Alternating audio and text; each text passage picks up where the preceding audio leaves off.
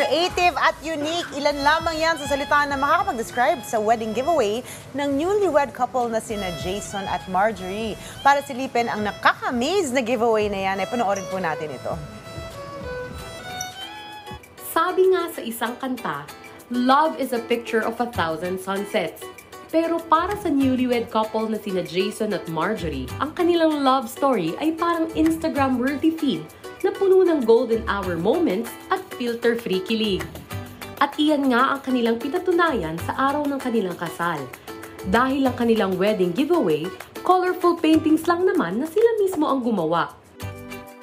Diba, yung wedding is once in a lifetime lang. So, gusto din namin na special talaga yung giveaways namin. Parang ma-feel talaga nila na kami yung gumawa, ganun. At least makita nila yung effort sa kasal din.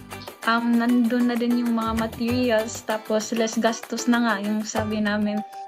And yun po, yung parang effort na din sa side namin. Gusto ko din po yung may artistic vibe, yung kasal namin. At the same time, gusto ko po yung unique. About nature po yung mga painting namin. So, iba lang yung sizes nung para sa mga sponsors. Then sa mga guests, iba din po. Ang kanilang love story hindi naman kasing komplikado ng kanilang art dahil si Jason at Marjorie ay one click away to forever. From Facebook friend to real-life lover. Nagkakilala po kami sa Facebook lang po noong 2017. Nahirapan din po ma'am kasi napakipot din po siya nung una eh. Pero siya yung unang nag-chat. Nag-hearts mo ako, diba? Tapos, ayun, chinat kita na thank you sa Flood Hearts. Ayun. Tapos doon na nagtuloy-tuloy.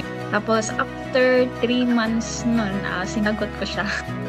At kahit busy na rin sa kani-kanilang trabaho, ay tiniyak ng mag-asawa na may time pa din sila na magpinta para magkaroon ng personal touch sa kanilang kasal.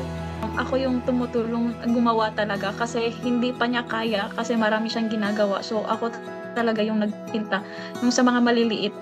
Then yung time management din po ma'am. May free time na, yun, magkasama kami ni Marge na gumagawa ng DIY painting. At ngayong LDR ang dalawa, ay pinangako nila na hindi magiging black and white ang kanilang relasyon sa kabila ng pagsubok ng distansya sa kanilang pag-iibigan. Yun nga, after ng pagkasal namin, so nagiging yung distance kami agad. So yun lang po yung parang major adjustment namin. Talaga wala kaming like major or grabing struggles kasi nagkakaintindihan talaga kami. Tapos kung meron namang mga misunderstandings, napag-uusapan naman din, then meron kaming communication. Para sa mag-asawa, ang kanilang DIY wedding giveaway ay simbolo ng kanilang makulay na pagmamahalan. Ito rin ay nagpapaalala na ang pinakamagandang regalo na pwede nating matanggap ay regalong mula sa puso. Para sa akin po ang arts at saka love po is may magkapareho din kasi yung sa art need mo talaga siya bigyan ng time saka effort, at the same time need mo rin ng patience. So parang ganun din sa love. So kasi pag natapos mo naman yung piece or pag naalagaan nyo naman po yung love sa isa't isa, so magiging maganda rin po yung result. 3,000 miles left.